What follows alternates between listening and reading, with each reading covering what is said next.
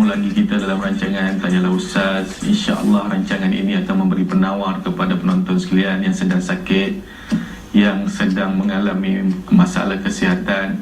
InsyaAllah rancangan ini memberi sinar baru kepada tuan-tuan dan puan-puan, sebab kita akan membincangkan ubat, membincangkan penawar daripada Allah Subhanahu Wa Taala.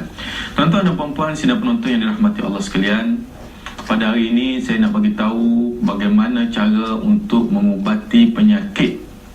Sesiapa ada penyakit ni, tolong ambil tips ni. Pertama sekali, orang yang mempunyai penyakit usus, tak kira lah sakit perut ke, kembung ke, itu masalah usus. Yang mempunyai penyakit batu karang, batu dalam pedu, tak kira lah penyakit apa yang dikatakan berdasing dalam badan manusia itu, terutamanya batu karang, batu empedu, prostat dan sebagainya. Saya bawa di depan saya pada hari ini. InsyaAllah tuan-tuan boleh tengok, ada di depan saya pada pagi ini sejenis buah, yang mana buah di depan saya ini dinamakan ar-rumman dalam bahasa Arab. Buah ini adalah buah ar-rumman yang kena ingat bahawa Tuhan sebut 3 kali perkataan delima di dalam Al-Quran. Tuhan tak sebut kalau benda tu tak ada manfaat, tuan-tuan.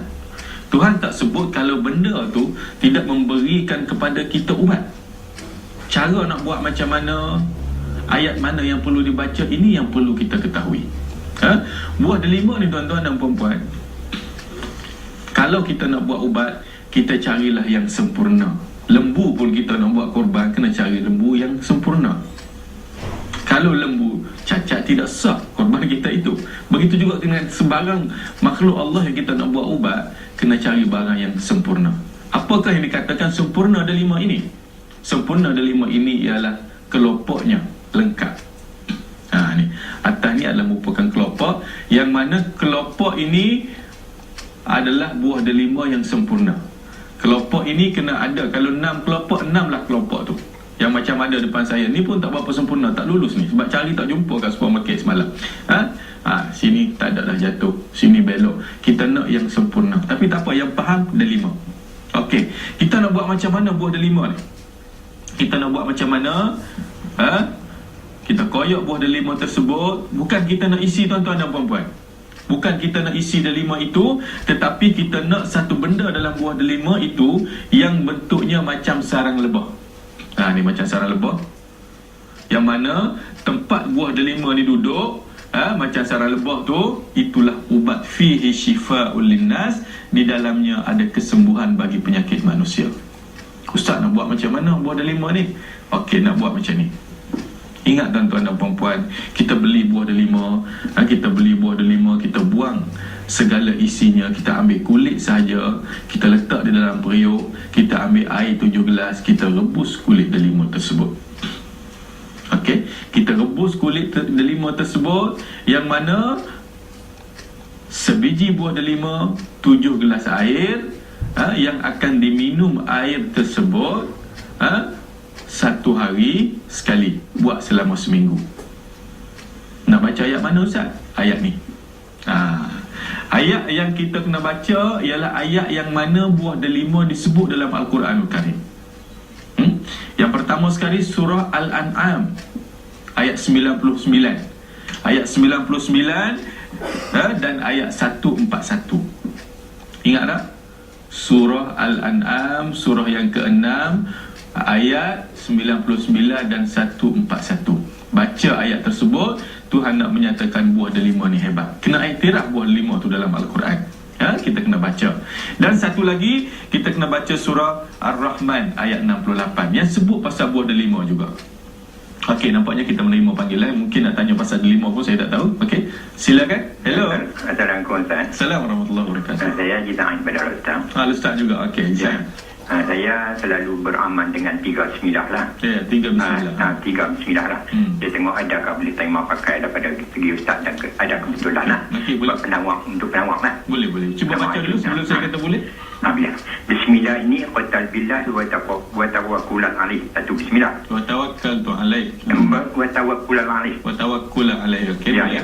Bismillahilladzi at'amani wa artabani wa ja'alni muslimin. Boleh. Itu yang tiga. Bismillahirrahmanirrahim aziz. Itu yang kedua. Saya tidak tadi ni. Boleh. Tiga Bismillah. Kemudian sebelum makan, menjamah makan, jeruk makan tu suruh beramal selalulah dengan Alhamdulillah dulu sebelum pada jeruk. Itu nak tanya Ustaz, bolehkah beramal itu? Tapi saya beramal lah. Bagus. Jadi untuk racun apa orang nak pergi makan lah, kita di mana-mana saja lah. Boleh. Itu saya nak tanya Ustaz, adakah kebetulan boleh pakai itu? Terima kasih. Terima kasih saya. Okey, saya faham soalan tersebut. Okey, alhamdulillah ayat-ayat tersebut tidak ada salahnya, dan setengah orang ni ucap alhamdulillah selepas makan. Dan sebenarnya ulama-ulama salafus salaf baca alhamdulillah, tengok makanan alhamdulillah, segala puji bagi Allah, beri rezeki pada aku pada hari ini. Sebenarnya jangan kita set dalam kepala kita. Sebab apa? Sebab daripada kita sekolah, daripada rendah dulu lagi, mula-mula awal di alam persekolahan, cikgu kata sudah makan baca alhamdulillah, belum makan baca bismillah. Sebenarnya tidak ada masalah kita nak letak bismillah di mana, alhamdulillah di mana, sebab kita berada depan rezeki Allah. Dan amalan tersebut adalah amalan-amalan yang bagus. Tuan Haji Said boleh teruskan mengamal ayat-ayat tersebut, mudah-mudahan akan mendapat perlindungan daripada Allah Subhanahu wa taala.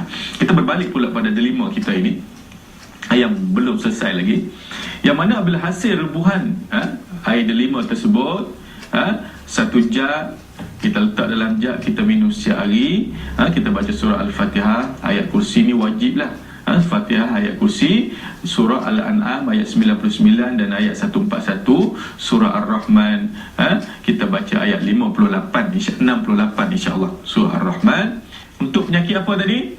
Segala bendasing yang ada dalam tubuh manusia, batu karang, batu dalam buah pinggang, batu dalam empedu, ketumbuhan bara pun boleh dicuba dengan kaedah ini. InsyaAllah akan mendapat kesembuhan. Kita menerima lagi panggilan insyaAllah. Hello. Hello, Assalamualaikum. Assalamualaikum warahmatullahi wabarakatuh. Saya Puan Jamila dari Johor Bahru. Ya. Saya nak tanya Ustaz, boleh. kalau sekiranya kita ni selalu balik malam, kadang-kadang balik malam atau tak kira siang malam, balik tak masuk ke rumah, supaya jangan diganggu, kata Ustaz dulu ada, supaya syaitan tak ikut masuk dalam rumah. Jadi saya nak tahulah apa surah-surah yang kita baca tu. Okey, terima kasih. Yang kedua ni Ustaz, yang berkenaan buah delima tadi tu, apa yang beri manfaat kepada kita, perubatan kepada kaum wanita? Kaum wanita, okey. Okey, Ustaz Okey. Ya, Assalamualaikum. Assalamualaikum. Dua persoalan yang timbulkan oleh puan kita daripada Johor. Yang pertama sekali, Ustaz, apabila kita balik daripada rumah, kena ingat ayat saya nak bagi ni, nanti tulis dah ni. Saya nampak ada soalan, dia tanya sepatah pun saya boleh baca ada apa yang dia nak tanya. Ustaz, saya belum balik rumah, saya lalu ke kubur, ke ladang kelapa sawit, ke ladang getah. Mungkin tak benda-benda yang hinggap di badan saya itu boleh bawa saya masuk sekali dalam rumah?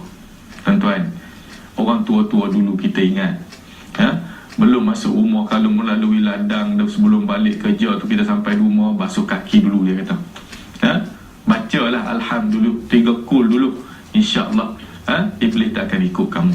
Sebenarnya ayat yang saya nak berikan tuan-tuan, ayat ini bukan saja sekiranya kita balik daripada rumah orang. Yang paling penting kita balik menziarahi orang sakit. Tak kiralah orang sakit tu datang kata hospital ataupun di rumah sakit kerasukan, gangguan makhluk halus, memang kita akan bawa balik iblis sekali sekiranya kita tak baca ayat bercerai ini. Ayat mana yang perlu kita baca? Ayat yang perlu kita baca ialah satu ayat yang berbunyi Bismillahirrahmanirrahim. In kullu nafsin lamma 'alaiha hafiz. At-Tariq ayat 4. At-Tariq ayat mana Ustaz? Surah mana? Was-samai wat-tariq. Ayat tu. Surah tu. Ayat berapa? Ayat 4. Ayat ini kalau kita rasa berat tuan-tuan dan puan-puan, iblis menumpang atas belakang kita, kita baca saja ayat ini seolah-olah kita terlepas dan berlari ke depan. Ringan tubuh kita. Tapi kalau kita tak tahu, kita menanggungnya sampai bila-bila. Itu soalan pertama. Soalan kedua, puan daripada Johor tadi, Ustaz, buah delima ni apa beri manfaat untuk perubatan orang wanita? Kaum Hawa. Sebenarnya buah delima juga dikatakan dalam kitab tradisional, boleh mengubati kalau anak-anak kita yang mengalami masalah segugut, bukan sesungguh, segugut. Sesungguh yang ada pada lipas-lipas tu, segugut. Macam mana penyakit segugut? Saya nak terang lebih-lebih pun saya orang lelaki. Saya tak pernah rasa, saya tak pernah bohong, tapi terlalu sakitlah segugut ni sehingga boleh menyebabkan pengsan. Itu yang pertama. Buah delima dengan kaedah dan ayat tadi juga boleh digunakan untuk kaum hawa apabila period dia tidak menentu ataupun istihadah, boleh digunakan kaedah ini. Dan dalam kitab-kitab muktabar menyatakan juga bahawa buah delima ini boleh memberi kesuburan kepada kaum wanita. Yang tak subur, yang tak dapat anak lagi tu, cara nak macam mana? Makan isi dia, bukan makan kulit macam tadi. Kalau kita pergi Tok Bomo, Tok Bomo suruh bawa buah delima, Tok Bomo ambil isi, kita ambil kulit, kita kata apa kata Bomo? Celaka Tok Bomo ni, dia nak makan isi bagi kat aku kulit, buat aku macam kambing. Tidak tuan-tuan, memang kulit delima ada manfaatnya, ada khasiatnya. Kita terima lagi panggilan, nampaknya panggilan bertalu-talu pada pagi ni. Hello. Assalamualaikum Ustaz. Assalamualaikum. Saya Puan Rizan daripada Kuantan Pahang. Ya, Puan Rizan, silakan. Saya nak tanya masalah mengenai mak mak saya. Mak, okey. Mak saya memang disahkan penyakit jantung. Oleh doktor, baru-baru ni saya pergi, dia bawa dia pergi nak Islam lah. Ya. Saya nak tanya soalan, betul ke Ustaz tu kata mak saya ni mungkin ada masuk iblis dan syaitan lah daripada dia, maknanya masuk halus. Dan ini boleh mengakibatkan sakit jantung tu sendiri. Sebab dah banyak kali kita amalkan di hospital kan. Tapi Alhamdulillah, lepas pergi jumpa Ustaz tu, Alhamdulillah mak kata badan dia ringan. Bagus. Dan dia tenang lah jiwa dia. Nak tanya. Dan soalan kedua, apakah penawar untuk bila kita pening kepala dan pening kepala yang sangat-sangat lah. Okey. Itu je Ustaz. Dua persoalan. Sama-sama. Terima kasih atas soalan yang diberikan. Yang pertama sekali, dia kata mak dia sakit jantung. Hospital kata sakit jantung, pergi rumah Ustaz ni kata ada gangguan. Bagaimana masalah nak rungkai ni Ustaz? Adakah saya perlu ke hospital ataupun pergi rumah Tok Bomo? Tuan-tuan, qala Rasulullah SAW, kita bercakap berlegas, kita hadis dalam Al-Quran, sebab kita perubatan Islam. Inna syaitan yajri min bani adami majrad dam. Sesungguhnya iblis itu berjalan dalam duduk dalam diri anak Adam itu, dia berjalan melalui liang-liang darah kita. Sebab itulah tuan-tuan, orang yang mempunyai gangguan degupan jantung dia melebihi normal. Kalau normal 60 hingga 70. Kalau orang tu mempunyai degupan jantung dalam 1 minit 100 lebih, maka berhati-hati. Berhati-hati. Jadi sakit jantung ini adalah sakit yang begitu berbahaya, merupakan pembunuh yang kedua di Malaysia ini selepas penyakit bala. Jadi nak ubat sakit jantung ni macam mana? Nak ubat sakit jantung ni, kita tengok surah Asy-Syu'ara ayat 80. Surah Asy-Syu'ara ayat 80 yang tersenarai daripada 6 ayat-ayat syifa dalam Al-Quranul Karim. Baca Fatihah ayat kursi, baca Asy-Syu'ara ayat 80, dan baca satu ayat wa idza wa yashfi sudura qaumin mu'minin. Ya Allah, ya Tuhanku, sembuhkan penyakit yang ada dalam dadaku. Ayat mana? Wa yashfi suduri qaumin mu'minin. Wa yashfi sudura qaumin mu'minin, insya-Allah. Dan soalan yang kedua daripada puan tadi yang bertanya tentang bagaimana bagaimana caranya untuk kita menjadikan diri kita ini sentiasa dijaga. Maksud saya nak bagi terus pada benteng diri. Jangan lupa, sebab kita tak ada masa, jangan lupa tengok surah As-Saffat ayat 7. Wa hifzan min kulli syaitanin marid. Jadi ayat-ayat itu semua boleh kita jadikan benteng untuk diri kita, dan insya-Allah kita akan mendapat benteng yang begitu kukuh yang diberikan oleh Allah Subhanahu Wa Taala kepada kita. Jadi tuan-tuan dan puan-puan sidang penonton yang dirahmati Allah sekalian, alhamdulillah kita sudah mendapat banyak, kalau tuan-tuan salin pada hari ini, ayat-ayat.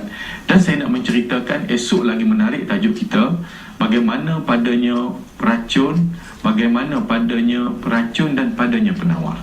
Saya nak berceramah pun ada panggilan pula. Okey, hello. Hello, Assalamualaikum Ustaz. Assalamualaikum warahmatullahi wabarakatuh. Saya nak tanya, kadang-kadang badan saya ni badan kita jadi lemah kan? Adakah disebabkan toksik dalam badan ataupun kita penat bekerja seharian ataupun macam apa kiranya ataupun tak cukup nutrisi dalam badan? Itulah soalan saya. Assalamualaikum. Assalamualaikum. Penat ni sebenarnya semua tu mungkin ada kemungkinan toksik lebih dalam badan, terutamanya penat buat kerja tu memang confirm. Bila kita penat buat kerja apa sekalipun, kalau kita kerja penat, kita akan keletihan. Kita akan keletihan. Ubat bagi keletihan yang paling mujarab, saya nak bagi tahu, tolong catat. Ubat keletihan yang paling mujarab ialah berehat. Itu saja ubat dia. Orang tanya saya gatal Ustaz, apa ubat yang paling mujarab? Saya kata mudah, ubat bagi gatal ialah garu. Habis cerita, baca ayat mana Ustaz? Tak payah, garu bagi titik air sapu pun tak apa, insya-Allah tak akan gatal kita selepas ini. InsyaAllah. Alhamdulillah. Mudah-mudahan apa yang Ustaz berikan itu tuan-tuan salin, catat, dan kita akan kembali lagi selepas ini dengan ubat-ubat yang menarik